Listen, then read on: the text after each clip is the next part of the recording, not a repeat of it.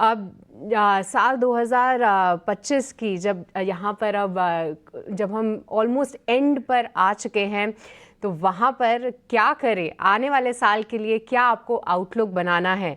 Outlook 2025 की हम बात करेंगे कि किस तरीके से आपको अपनी स्ट्रैटेजी डिफाइन करनी है, कौन से सेक्टर्स पर ध्यान रखना है। आइए इन सभी पर चर्चा करते हैं। आज हमारे साथ स्टूडियोज़ में एक बेहद ख़ास मेहमान जुड़े हुए हैं। इनाम के श्रीधर हमारे साथ मौजूद हैं। श्रीधर, गुड मॉर्निंग, बहुत बहुत स्वागत है आपका। Thank you. श्रीधर, मैं आपसे आउटलुक के बारे में बात करूं उससे पहले तो मैं ये जानना चाहूंगी कि आपके न्यू ईयर प्लान्स क्या हैं, क्योंकि आप न्यू ईयर किसके साथ मना रहे हैं वो जानना काफ़ी इंटरेस्टिंग होगा, क्योंकि मानसी बहुत रुचि रखते हैं ये वाइल्ड लाइफ में। अगर लोग इनको फॉलो करें तो मार्केट से हटकर श्रीधर, मुझे तो बहुत मजा आता है आपकी स्टोरीज और पोस्ट देखने में। In fact Sridhar, my question is कि आप अब तक यहाँ कैसे हैं? नहीं, मैं जा रहा हूँ। मैं 25 तारीख को जा रहा हूँ और मैं इस बार थोड़ी हटके जगह जा रहा हूँ। मैं उत्तर प्रदेश जा रहा हूँ। वहाँ पे जंगल है दुधवा, जो टेराई रीजन में है। तो ये ऐसे यूनिक जंगल है जहाँ पे आपको टाइगर, एलिफेंट, राइनो सब एक जगह मिलती हैं। अपार्ट फ्रॉम काजीरंगा, यही दूसरी एक जंगल है जहाँ पे आपको ये सब देखने को मिलती है। और जंगल भी बहुत ब्यूटीफुल है, क्योंकि मैं एक दो बार वहाँ विजिट कर चुका हूँ। हाँ, तो मैं 25 तारीख को मैं जा रहा हूँ। होपफुली जो भी मिले, जंगल सुंदर है तो बाकी तो सब जो दिखने को मिले वो अच्छा है। नहीं श्रीधर, बहुत अच्छा लगता है आपका जो इंटरेस्ट है, और मैं ये भी जानती हूँ कि वहाँ पर भी अगर कोई टाइगर रहता है तो आप उनको नामों से भी उनके जानते हैं। तो वो बहुत मतलब मैं तो इतना वाइल्ड लाइफ नहीं करती, पर मुझे आपकी स्टोरीज से ही देखकर काफ़ी मज़ा आ जाता है। धन्यवाद। पर श्रीधर, अगर बात करें नर्वसनेस की, तो देखिए मार्केट्स में जो है थोड़ी सी नर्वसनेस हावी ज़रूर हो रही है। साल 2024 ब्रॉडर मार्केट्स के लिए काफ़ी अच्छा रहा, पर इंडेक्स पे इतने रिटर्न हमने नहीं देखे। पर साल 2025 के लिए कौन से इंपॉर्टेंट डिसाइडिंग फैक्टर्स रह सकते हैं श्रीधर, क्योंकि बड़े डेवलपमेंट्स हैं, रेट कट होंगे, यूएस के नए प्रेसिडेंट इलेक्ट होंगे, तो ऐसे में क्या आउटलुक रखना है? तो पहले तो मैं बोलूँगा कि 24 एक्चुअली काफ़ी अच्छा साल रहा। अगर आप मुझे पिछले साल बोलते कि मोदी जी का जो इलेक्शन रिजल्ट्स होगा वो इतना अच्छा नहीं होगा, जो 2 वॉर चल रहे होते वो अभी भी रिजॉल्व नहीं हुआ है, आप हमें बोलते कि इन्फ्लेशन जो है अभी भी स्टिकी रहेगा। हमारा इन्फ्लेशन नंबर जो लास्ट 2 नंबर आप देखें, 6 और 5.5 के बीच में इन्फ्लेशन चल रहा है। और आप बोलें कि एक साल में मिड कैप जो है 30% ऊपर रहेगा, index is up almost 14-15%, index भी रिटर्न दिया। मैं बोलता कि ये जोक है कि इतने नेगेटिव न्यूज़ के बाद मार्केट इतना ऊपर रहेगा, ये होना बहुत मुश्किल है। बट फिर भी ये मार्केट ने वो सरप्राइज दिखाया है। तो मैं तो बोलूँगा कि मार्केट एक्चुअली जो नेगेटिव वरीज जो रही है इस मार्केट में, उसको क्रॉस करके मार्केट ने रीजनेबली अच्छी रिटर्न दी है।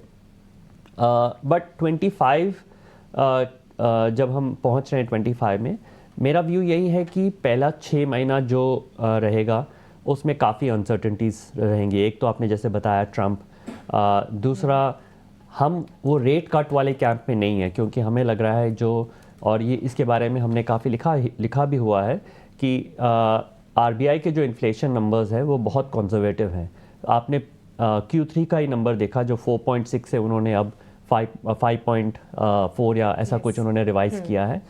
फोर्थ क्वार्टर का उनका नंबर आई थिंक 4.6 है, हमारे हिसाब से वो 5.2-5.3 के पास आएगा। तो आई डोंट थिंक कि हमें रेट कट ज़्यादा एक्सपेक्ट करना चाहिए। हो सकता है कि 25 basis points on a neutral rate basis वो कट कर सकते हैं, बट स्ट्रक्चरली मुझे कोई रेट कट का साइकिल नहीं दिख रहा है इंडिया में in the next 6 to 8 months।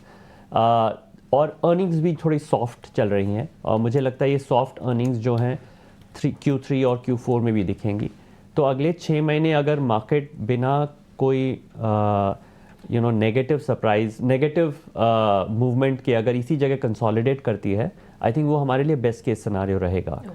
And फिर वहाँ से हम जो है अगले साल विच इज़ FY26 के बेसिस पे मार्केट अगर मूव करेगी, दैट इज़ हमारी वो एक्सपेक्टेशन है that we could get another 10-12% return for next year, but it will be back ended, मतलब बैक साइड रहेगा, फ्रंट एंड थोड़ा कंसोलिडेशन होगा। Absolutely. Sridhar, let's try and construct scenarios जो कि आने वाले साल में on the face of it पहले क्वार्टर्स में देखने को मिलेंगे? सबसे पहले डोनाल्ड ट्रंप अपना पद संभालेंगे, सो global scenario.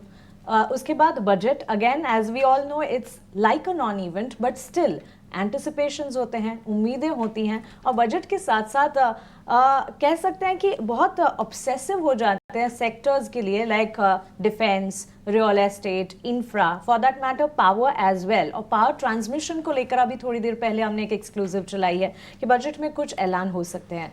If I am not wrong, you also have a take on power sector, so how do we see all of these scenarios and see the market for the next 3 quarters, और कौन से sectors and themes पर focus होना चाहिए?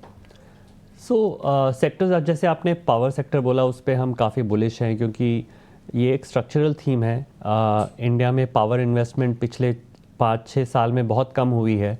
So last 2 साल में जो देखने को मिला है कि हमारे पास पावर शॉर्टेज आ रही है at various segments.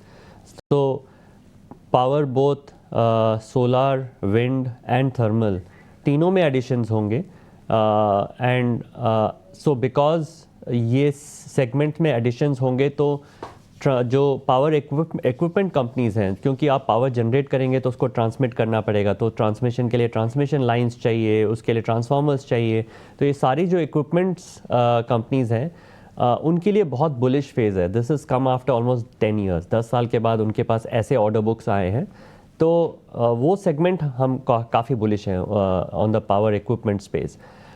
And other than that, I think financials, even though I'm slightly negative on the rate cycle, large cap financials are looking far better because काफ़ी consolidate हुए हैं and we've seen some movement from the bottom from there.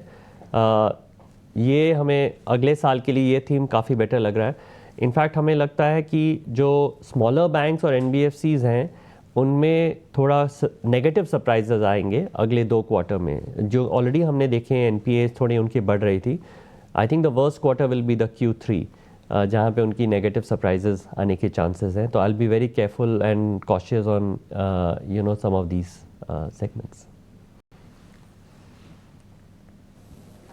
ठीक है। Sridhar sir, good morning. मैं अभिषेक बोल रहा हूँ Delhi studio से। सर देखिए, आपका नाम बड़ा प्यारा है, इसमें शिव भी है, इसमें राम भी है। मुझे ना मार्केट को लेकर या फिर सेक्टर को लेकर कोई सवाल नहीं पूछना, वो तो मानसी ने और सृष्टि ने पूछ लिए हैं और समझ भी लिए हैं कि मार्केट में क्या करना है, सेक्टर में क्या देखना है। मुझे आप 2 चीज़ बताइए, ये आप बैलेंस कैसे करते हैं? जैसे आप जब जंगल में जाते हैं जंगल सफारी के लिए, क्या आपको मार्केट वगैरह ये सब चीज़ें याद रहती हैं कि अच्छा मार्केट में क्या चल रहा है, US में क्या चल रहा है, कोरिया में क्या हो रहा है, इंटरेस्ट रेट को लेकर क्या हो रहा है? और दूसरी चीज़ मुझे बताइए कि अगर आपको सफारी पे चलना हो तो क्या करना होगा हमें? आप जस्ट मैसेज कर दीजिए और हमारे साथ सफारी पे आ जाइए। बट हमारी जो फाइनेंशियल मार्केट्स में जो हमारी जो लाइफ है बहुत स्ट्रेसफुल रहती है। तो अगर हम हमारी पोर्टफोलियो की बैगेज लेके चलेंगे सब समय, तो इनवेरिएबली हम गलत डिसीजंस ही लेंगे।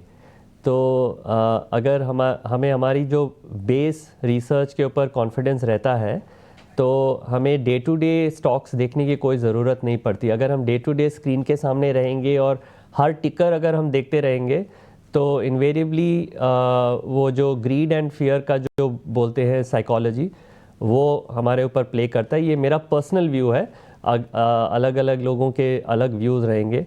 तो मैं जितना स्क्रीन से दूर रहूं वही मैं पसंद करता हूं, या तो कंपनी से मिलना या फील्ड ट्रिप करना, ये मुझे ज़्यादा बेनिफिशियल लगते हैं।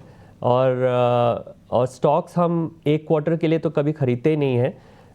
तो अगर हमारी थीसिस सही रहती है तो वी वुड प्ले थ्रू जो भी वॉलेटिलिटीज़ रहती हैं उसको हम लेके चलते हैं। उसका ये मतलब नहीं है कि हमारी हर थीसिस सही रहती है। आई थिंक ये इतने साल मार्केट में रह के आई थिंक सबने देखा होगा कि आप नंबर ऑफ मिस्टेक्स भी आप करेंगे, बट जितना आप डे टू डे अगर प्राइजेस कम देखें तो इवेंचुअल रिजल्ट्स बेटर रहता है, ये हमारा मानना है। बाकी इंडिविजुअल के ऊपर इंडिविजुअल का रहता ही है कि अलग अलग लोगों के अलग अलग वेज हैं इन्वेस्टिंग के। ऑलराइट श्रीधर, हमारे पास तो ऑप्शन नहीं है क्योंकि हमें तो रोज मार्केट्स देखने और रोज अपने दर्शकों को बताना भी है, पर बहुत अच्छा लगा आज आपसे बात करके। Thank you very much. Happy new year in advance and looking forward to your pictures as well. Sure sure, thank you very much. Thank you so much. Thank you so much Sridhar, आज आपने समय निकाला और outlook 2025 पर हमसे चर्चा करी।